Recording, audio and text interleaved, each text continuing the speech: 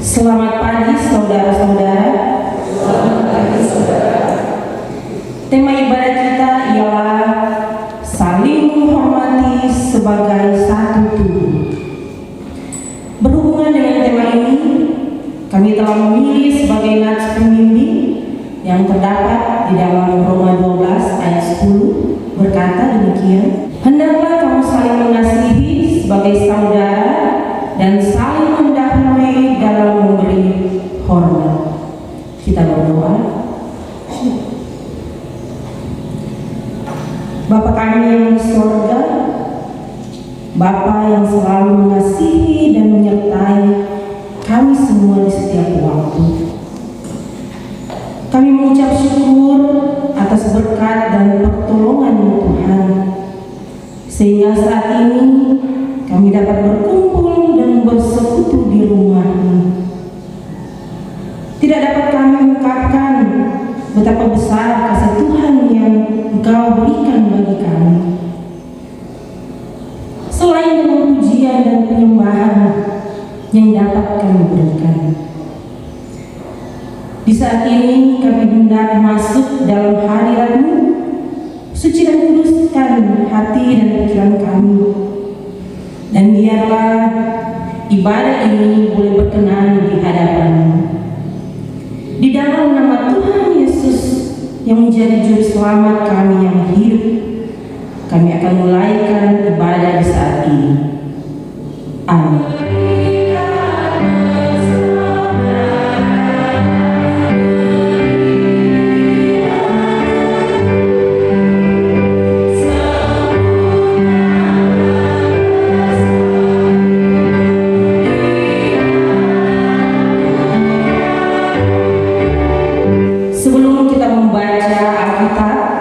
Sehubungan dengan tema ibadah dan merenungkannya, marilah kita memeriksa kehidupan kita dengan bertitik tolak dari firman Tuhan dalam Alkitab. Yesus berfirman, kasihilah Tuhan Allahmu dengan segenap hatimu dan dengan segenap jiwamu dan dengan segenap akal budimu. Itulah hukum yang terutama dan yang pertama. Dan hukum yang kedua yang sama dengan itu ialah kasihilah sesama manusia seperti dirimu sendiri. Pada kedua hukum inilah tergantung seluruh hukum Taurat dan kitab para nabi. Oleh karena itu, marilah kita merendahkan diri di hadapan Tuhan Allah kita dan mengaku dosa kita kepadanya. Kita berdoa. Menyadari kebaikan Tuhan dalam hidup setiap kami, berkat-Mu yang senantiasa Kau berikan membuat kami berharga di mata-Mu. Seringkali karena keterbatasan kami mengecewakan hati-Mu ya Tuhan, mulai sikap dan tindakan kami kepada sesama. Kami seringkali angkuh dan merasa diri paling benar dan paling hebat daripada orang lain. Kami sering memegahkan diri kami sendiri tanpa mengingat bahwa semua yang kami miliki adalah berkat pemberian Tuhan. Ampuni kami ya Tuhan, kasihanilah kami. Ajarlah kami untuk selalu bersikap rendah hati, mengasihi, menghormati, dan menghargai sesama kami. Dan jangan biarkan kami terus-menerus terkungkung dalam nikmatnya dosa. Ini kami semua bersatu hati memanjatkan doa pengampunan dosa kami kepada-Nya. Dalam nama Yesus Kristus kami bawa doa ini. Amin.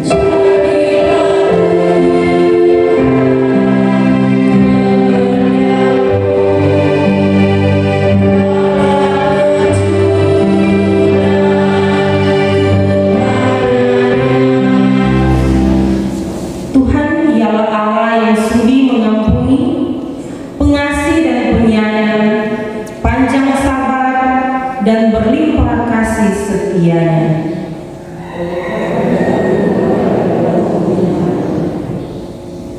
Kita masuk dalam pemberitaan firman Tuhan. Sebelumnya mari kita berdoa. Ya Tuhan Allah kami, saat ini kami jemaat-Mu akan membaca kebenaran firman-Mu dan merenungkannya. Kami memohon kuasa Roh Kudus-Mu menguasai dan menerangi pikiran dan hati masing-masing kami. Beri hikmat pengertian agar kami mampu menyelami maksud firman-Mu dan dimampukan untuk melakukannya dalam kehidupan setiap kami. Di dalam nama Yesus Kristus kami berdoa. Amin. Saat ini kita akan membaca Alkitab, dan pembacaan Alkitab kita di sepanjang minggu ini terdapat di dalam 1 Korintus 12 ayat 12 hingga ayat yang ke-31. Lembaga Alkitab Indonesia memberi judul Banyak Anggota Tetapi Satu Tubuh. Demikian firman Tuhan. Karena sama seperti tubuh itu satu dan anggota-anggotanya banyak, dan segala anggota itu sekalipun banyak merupakan satu tubuh, demikian pula Kristus. Sebab dalam satu roh kita semua, baik orang Yahudi maupun orang Yunani, baik budak maupun orang merdeka, telah dibaptis menjadi satu tubuh, dan kita semua diberi minum dari satu roh. Karena tubuh juga tidak terdiri dari satu anggota, tetapi atas banyak anggota. Andai kata kaki berkata, karena aku bukan tangan, aku tidak termasuk tubuh. Jadi benarkah ia tidak termasuk tubuh? Dan andai kata telinga berkata, karena aku bukan mata, aku tidak termasuk tubuh. Jadi benarkah ia tidak termasuk tubuh? Andai kata tubuh seluruhnya adalah mata, di manakah pendengaran?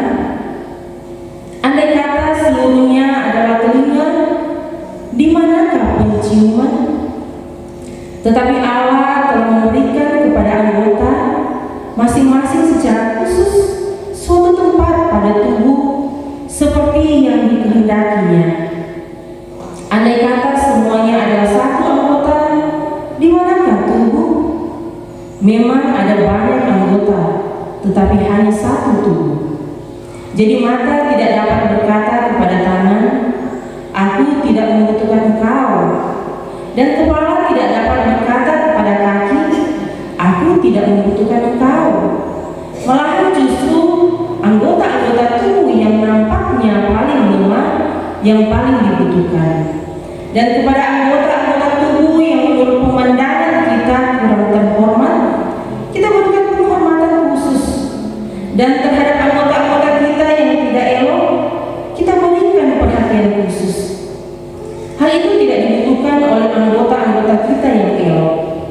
Allah telah menyusun tubuh kita begitu rupa, sehingga kepada anggota-anggota yang tidak mulia diberikan penghormatan khusus, supaya jangan terjadi perpecahan dalam tubuh, tetapi supaya anggota-anggota yang berbeda itu saling memperhatikan. Karena itu, jika satu anggota menderita, semua anggota turut menderita.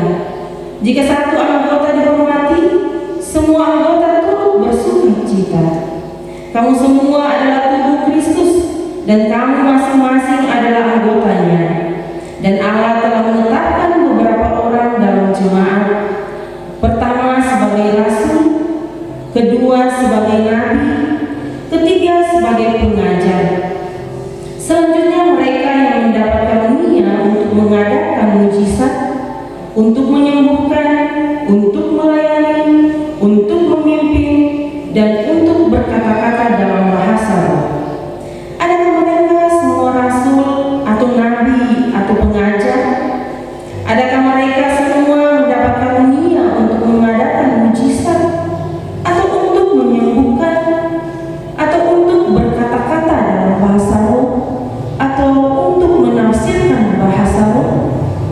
Jadi berusahalah untuk memperoleh karunia-karunia yang paling utama, dan aku menunjukkan kepadamu jalan yang lebih utama lagi.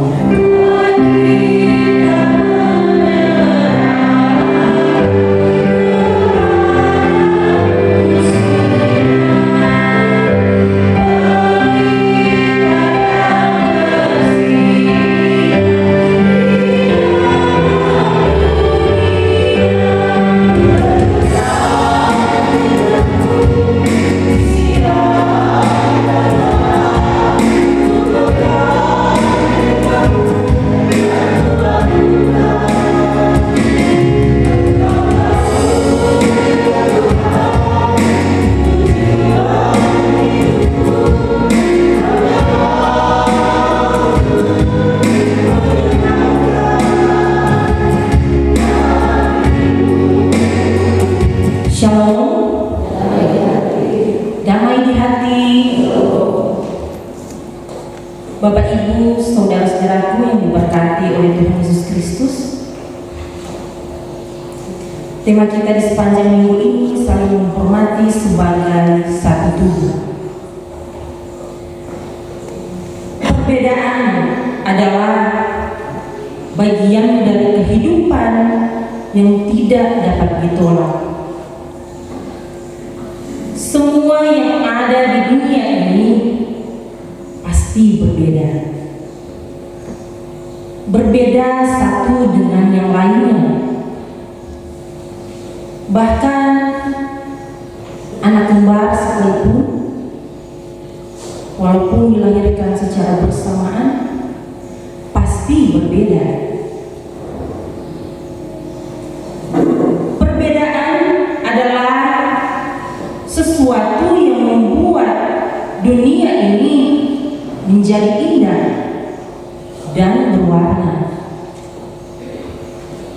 Oleh karena itu, kita harus menghargai setiap perbedaan yang ada.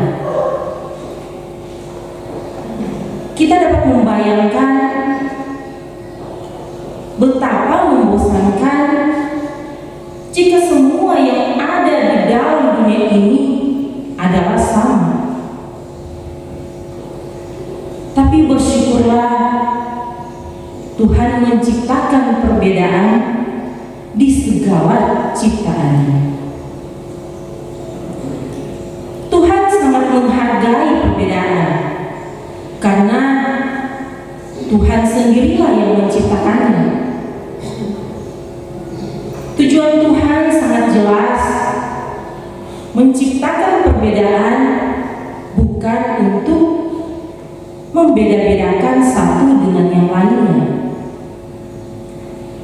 Sebaliknya adalah untuk saling melengkapi, menciptakan suatu harmoni yang indah. Jemaat yang diberkati oleh Tuhan Yesus Kristus, Jemaat Korintus pada saat itu sering terjadi perpecahan akibat dari perbedaan. Kota Korintus ini terkenal dengan kehidupan yang bebas dan pemujaan terhadap berbagai dewa-dewi. Namun setelah Paulus mengunjungi kota Korintus, dia mendirikan gereja serta mengabarkan Injil, dan ada banyak orang yang menjadi Kristen pada saat itu. Akan tetapi setelah Paulus meninggalkan Korintus, sering terjadi kekacauan dalam persekutuan. Karunia-karunia yang ada pada mereka disalahgunakan untuk memenuhi kepentingan dari kepuasan sendiri. Mereka jadi sombong rohani, tinggi hati, menonjolkan diri, menganggap karunia yang satu lebih utama dari karunia yang lain. Karena itu Paulus lewat pembacaan saat ini menganalogikan gereja sebagai tubuh. Tubuh memiliki organ dengan fungsi yang berbeda-beda. Demikian pula gereja sebagai tubuh Kristus yang terdiri dari banyak anggota, tetapi satu dalam Kristus. Setiap anggota tubuh memiliki peran masing-masing dan tidak ada yang merasa penting karena semuanya saling membutuhkan. Bagi Paulus, anggota-anggota yang tampak lemah tetap diperlukan karena memiliki peran yang penting. Anggota-anggota tubuh yang menurut kita kurang terhormat justru perlu diberi penghormatan yang khusus. Paulus mengingatkan agar setiap jemaat dapat saling menghargai keunikan perbedaan masing-masing dengan menyadari bahwa semua itu adalah karunia dari Tuhan, supaya jangan sampai terjadi perpecahan atau perselisihan.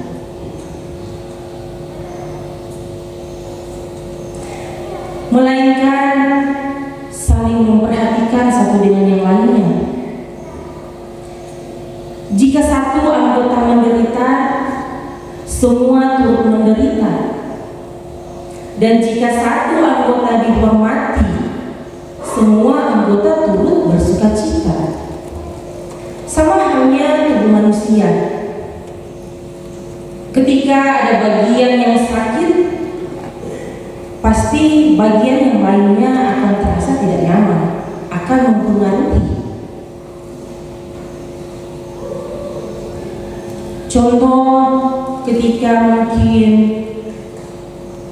kita dalam sakit asma, ketika penyakit ini kambuh, semua bagian tubuh ikut merasakan. Susah bernafas, pasti aktivitas akan terganggu. Susah berjalan,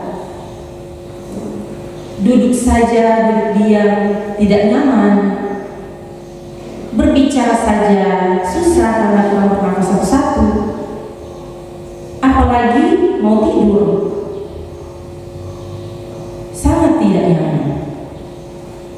Dan semuanya jadi terganggu. Tapi sebaliknya, ketika tubuh kita dalam keadaan sehat, semua aktivitas dapat kita lakukan. Bukan cuma satu aktivitas, tapi beberapa aktivitas dapat kita lakukan.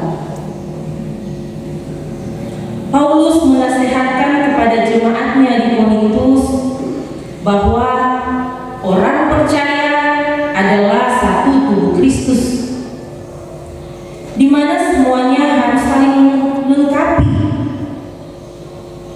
untuk melayani Tuhan. Sebagaimana karunia yang dipercayakan dan ditetapkan Allah kepada masing-masing orang, baik sebagai rasul, baik sebagai nabi, sebagai pengajar. Ada yang mendapatkan karunia, mendapatkan mujizat untuk menyembuhkan, untuk melayani, untuk memimpin, untuk berkata-kata dalam bahasa roh. Namun di atas semuanya itu, kasih merupakan hal yang utama dalam persekutuan tubuh Kristus.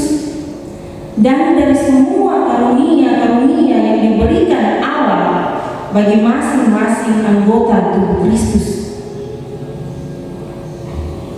jemaat Tuhan yang diberkati, setiap orang diberikan karunia masing-masing dari Tuhan.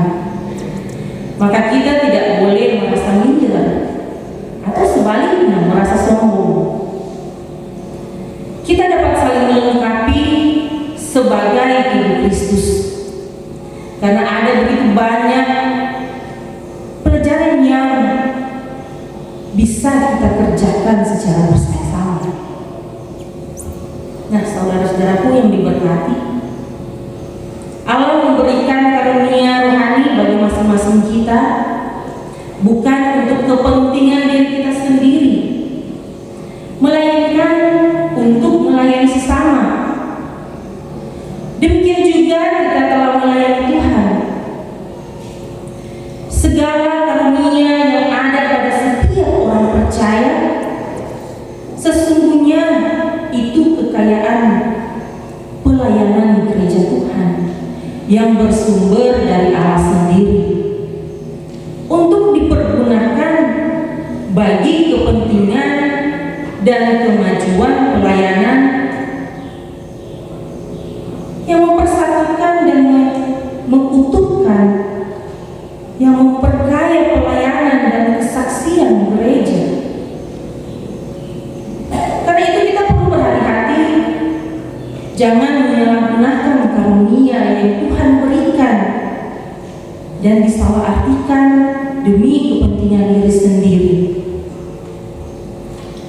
Apalagi menghakimi kekurangan dan kelemahan orang lain. Jangan menjadi pemecah belah dalam persekutuan, tetapi pakailah karunia-karunia yang ada pada kita sebagai sarana penyembahan kepada Allah, Sang Pemilik dan Pemberi karunia itu sendiri. Nah, saudara-saudaraku, hidup dalam keberagaman dan perbedaan dapat dijaga jika kita saling menghargai, yang dimulai dari dalam keluarga, sebagai suami istri, orang tua dan anak-anak, kakak beradik. Begitu juga dalam hidup berjemaat, dalam hidup bermasyarakat. Perbedaan itu adalah suatu kenyataan yang harus kita syukuri dan hargai. Kita tidak perlu memiliki pikiran yang sama untuk saling mengasihi, karena kita dapat mengasihi dalam perbedaan. Perbedaan itu seharusnya merekatkan, bukan memisahkan. Perbedaan itu seharusnya saling melengkapi, bukan membatasi diri. Kunci untuk dapat menghargai perbedaan adalah mengenakan kasih sebagai perekat di antara perbedaan. Dengan kasih, kita dapat melihat perbedaan sebagai sesuatu yang indah, dan akan semakin indah jika disatukan untuk kemajuan bersama. Sekalipun dalam berbagai karunia yang kita miliki, tapi hakikat kasih itu sangat penting. Saling mengasihi, ada kerendahan hati, ada pengendalian diri, karena Tuhan tidak menghendaki adanya kekacauan, tapi damai sejahtera, kerukunan, dan keutuhan dalam hidup bersama dengan semua orang, apalagi dalam satu persekutuan gereja sebagai satu tubuh Kristus. Kiranya pemahaman ini menghentak kita bersikap saling menghargai, saling menerima, saling menghormati satu dengan yang lainnya, tanpa keadaan, tanpa memandang kelemahan dan kekurangan orang lain. Sebagaimana Kristus telah menerima kita dengan segala keberadaan kita dan semua karunia yang ada pada kita, hendaklah kita persembahkan untuk hormat bagi nama Tuhan Yesus Kristus. Amin.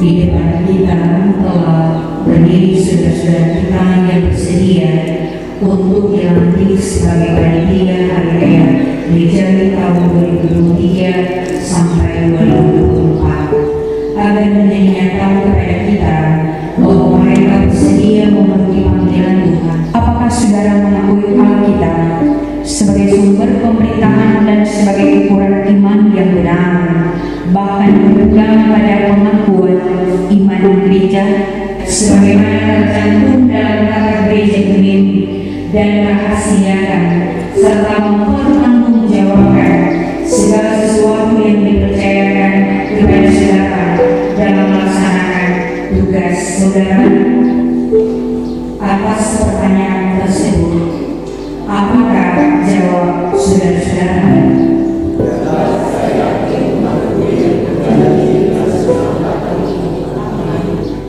Semoga Allah Bapa kita dalam Yesus Kristus yang telah memanggil saudara-saudara dalam pekerjaan pelayanan ini menerangi saudara-saudara dengan Roh Kudus supaya saudara berbuat bagi Allah. Amin.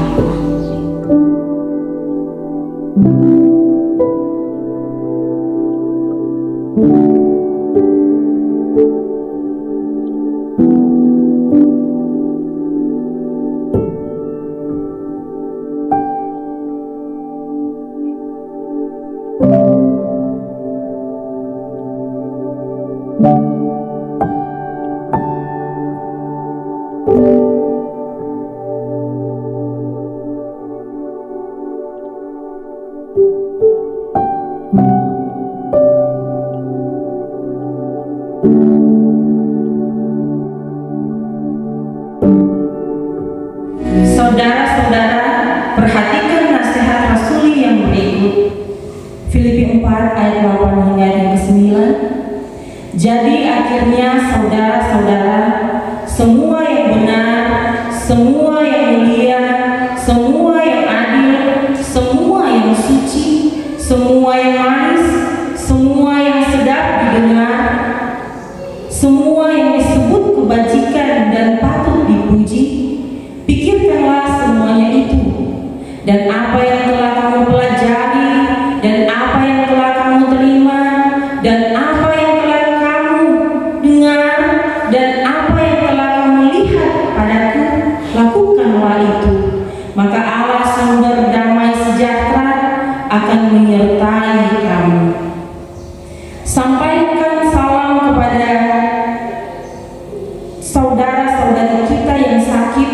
yang sudah lanjut usia, yang tidak bisa beribadah bersama dengan kita saat ini.